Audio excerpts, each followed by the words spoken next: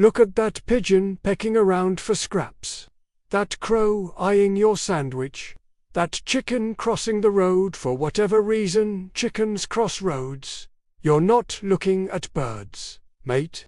You're looking at dinosaurs. Actual, legitimate, card-carrying dinosaurs. And I'm not being metaphorical here. I'm being absolutely, scientifically literal. This isn't some crackpot theory. This is established scientific fact. Birds are dinosaurs, in the same way that humans are mammals. Not descended from dinosaurs, not related to dinosaurs. They are dinosaurs. And today, we're going to blow your mind with the absolutely mental story of how a T-Rex's cousin became your Sunday roast. Picture this, it's 1861, Bavaria, Germany. A limestone quarry worker splits open a rock and finds something that's about to break every scientist's brain. It's called Archaeopteryx, and it's wrong. It's all wrong. It's got feathers like a bird, but teeth and a long bony tail like a reptile. It's got wings, but they have bloody claws on them.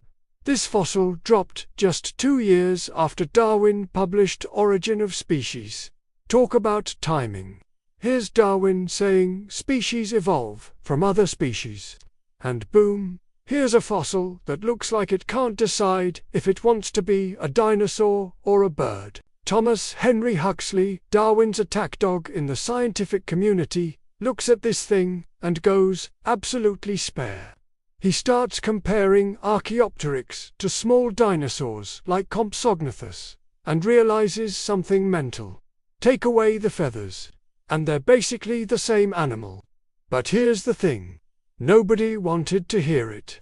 The idea that birds evolved from dinosaurs was considered absolutely balmy. The scientific establishment wasn't having any of it. For the next 100 years, this idea gets buried. Fast forward to the 1960s, John Ostrom from Yale is digging in Montana when he finds Deinonychus, terrible claw. This isn't some slow, lumbering lizard. This thing is built like an athlete. Long, powerful legs, stiff tail for balance, arms that could properly grab things, and that massive, sickle-shaped murder claw that gives it its name. Ostrom starts comparing Deinonychus to Archaeopteryx, and his mind explodes. Same basic body plan. Same wrist structure with that special half-moon-shaped bone that allows for a flapping motion. Same ankle structure. Same everything except size and feathers. Then, in the 1990s, something absolutely mental happens. China starts producing feathered dinosaurs like they're going out of style. Not impressions that might be feathers. Actual, honest-to-God, undeniable feathers on undeniable dinosaurs. First comes Sinosauropteryx in 1996. This little dinosaur, about turkey-sized, is covered in fuzzy protofeathers. The scientific community loses their minds. Here's a dinosaur. Clearly a dinosaur, found with other dinosaurs, has all the dinosaur features.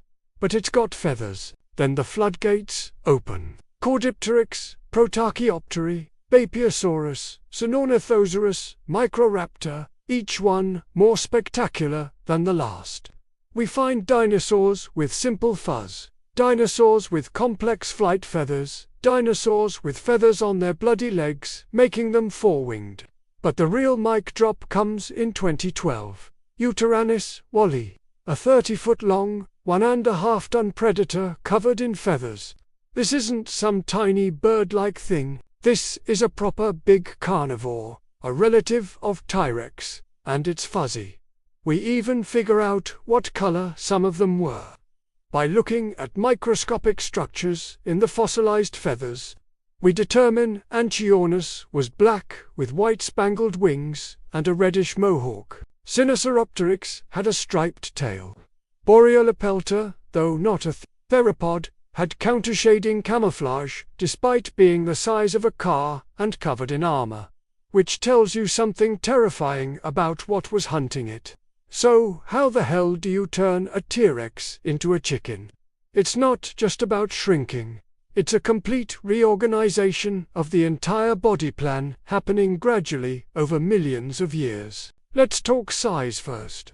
Early theropods, like Herrerasaurus, were about 6 meters long, weighing 350 kilos. By the time we get to Archaeopteryx, we're looking at something crow-sized, less than a kilo. This took about 50 million years of gradual shrinking. The skull transformation is bonkers. Dinosaur skulls were long and narrow, packed with sharp teeth. Over time, the skull gets shorter, the eyes get proportionally bigger, and eventually the teeth disappear entirely, replaced by a beak. We've actually found dinosaurs at every stage of this transition. Dinosaurs with teeth and beaks, dinosaurs with just beaks. The arms to wings transformation is mental. The basic theropod arm had 3 fingers with claws for grabbing prey. Over time, the bones elongate, the fingers partially fuse, and feathers develop along the arm. That special wrist bone I keep mentioning. The semilunate carpal allows the hand to fold against the forearm, which becomes the wing folding mechanism birds use today. But the tail transformation is absolutely wild. Early theropods had long, flexible tails for balance. Deinonychus had a tail stiffened with bony rods. As we move toward birds, the tail gets shorter and shorter until it becomes the pygostyle, that little nub where tail feathers attach in modern birds. The respiratory system is where things get properly insane. Birds have the most efficient breathing system of any vertebrate. Air flows one way through their lungs, and they have air sacs throughout their body, even in their bones. But this didn't evolve for flight. We see evidence of this system in running dinosaurs that never flew. Birds inherited this turbocharged respiratory system from their dinosaur ancestors and adapted it for flight. The evolution of flight is contentious as hell. Did dinosaurs run so fast they took off? Did they glide from trees? The answer is probably yes. Different dinosaurs tried different things. Microraptor had 4 wings, fully developed flight feathers on its arms and legs. It probably glided between trees like some sort of dinosaur flying squirrel. But its leg feathers would have made it rubbish at running, suggesting it lived in trees. Meanwhile, Archaeopteryx has curved claws good for climbing, but also long legs good for running. It's like these dinosaurs were hedging their bets. The breakthrough in understanding came from studying modern bird chicks. Young chickens use their wings to help run up steep slopes, not flying, but using the wings to push themselves against surfaces for better traction. It's called wing-assisted incline running, and it provides a perfect intermediate stage between running and flying. Each tiny improvement in wing size and feather development would have provided immediate benefits: better balance while running, ability to jump higher, glide farther, eventually achieve powered flight. Evolution doesn't plan ahead. Each stage has to be useful right now. 66 million years ago, an asteroid the size of Mount Everest slams into the Yucatan Peninsula at 20 kilometers per second. The impact energy equals 100 million megatons of TNT. The crater is 150 kilometers wide, but that's just the beginning. The impact throws so much debris into the atmosphere that it blocks out the sun for months. Plants can't photosynthesize, temperatures plummet, acid rain falls globally. The food chain collapses from the bottom up. It's basically every disaster movie happening simultaneously. So how did some dinosaurs, the birds, survive when T-Rex and Triceratops got deleted from existence? Size matters. The birds that survived were small, crow-sized or smaller. Small animals need less food, can hide better, reproduce faster. When the food chain collapsed, Being able to survive on seeds and insects was a massive advantage. Most bird groups actually died out too. The Enantiornithians, the dominant birds of the Mesozoic, went completely extinct. The survivors were mainly ground-dwelling seed-eaters, basically apocalypse chickens scratching out a living in a devastated world. Within 10 million years of the impact, surviving birds exploded in diversity. With the big dinosaurs gone, birds could fill all sorts of ecological niches. They got bigger, though never dinosaur big, became specialized predators, took to the water, evolved into the 10,000+ species we see today. When DNA technology arrived, it sealed the deal completely. Birds and crocodilians, dinosaurs' closest living relatives, share specific genetic markers they don't share with other reptiles. They have similar gene arrangements, even share ancient viral DNA insertions, like evolutionary timestamps. Here's something mental. Scientists can manipulate chicken embryos to grow dinosaur features. They've created chickens with dinosaur-like snouts instead of beaks. They've induced tooth growth. They've prevented tail reduction, creating longer, dinosaur-like tails. The genes for making a dinosaur are still there in chickens, just switched off. Birds still have all the genes for making teeth.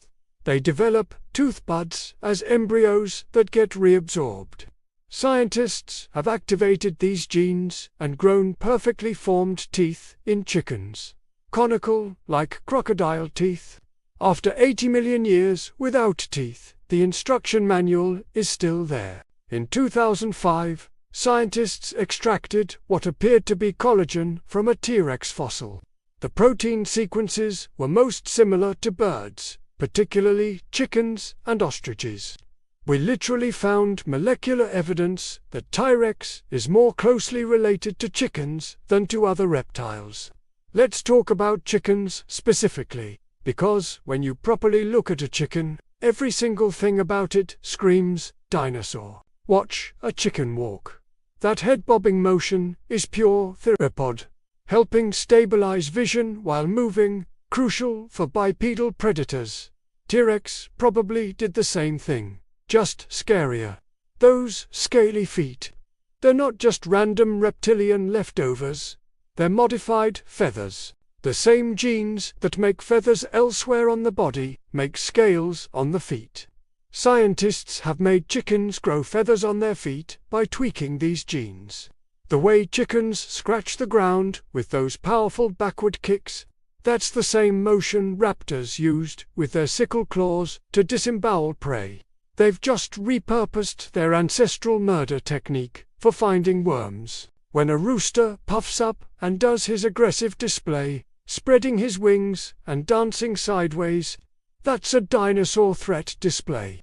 Fossil evidence suggests many theropods did exactly the same thing. The pecking order chickens are famous for. That hierarchical social structure probably existed in dinosaur groups too.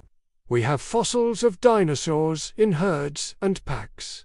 They probably had similar dominance hierarchies. Even chicken sounds are dinosaurian.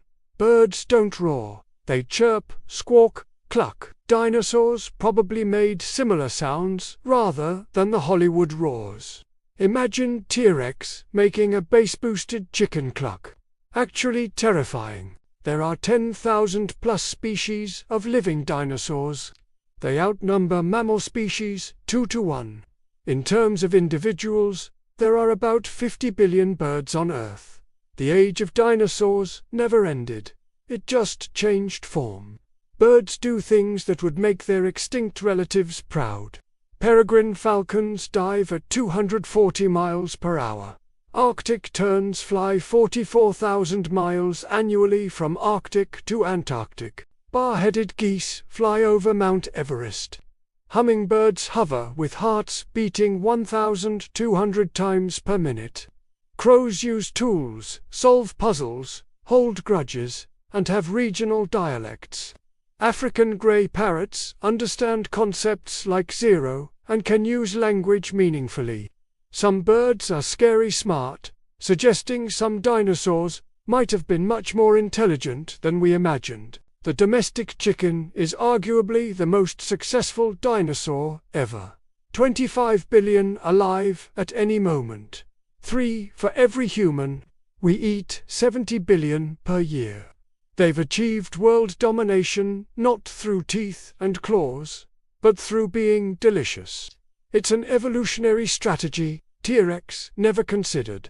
So next time you see a bird, any bird, remember what you're really looking at. Every pigeon pecking at trash is a dinosaur. Every crow calling from a tree is a dinosaur. Every chicken nugget you've ever eaten was literally made from dinosaur meat. The discovery that birds are dinosaurs forces us to reconsider everything. The dinosaurs didn't go extinct. One lineage survived and thrived. The mighty T-Rex is gone, but the humble chicken prospers. It's not the strongest that survive, but the most adaptable. This is the most spectacular transformation in vertebrate evolution. Over millions of years, massive terrestrial predators became small flying singers. Scales became feathers. Teeth became beaks. Arms became wings. Sickle claws became pecking feet. We haven't just studied dinosaurs. We've been eating them, keeping them as pets, watching them at our bird feeders. The dinosaurs never left us. We just didn't recognize them. They're at your window, in your backyard, on your dinner plate. The next time someone asks why the chicken crossed the road, you can tell them. Because 150 million years of theropod evolution gave it the bipedal locomotion, complex cognitive abilities, and behavioral flexibility to make that decision. Also, probably to get to the other side. The dinosaurs are still here. They're just wearing feathers now. And honestly, they're doing bloody brilliant.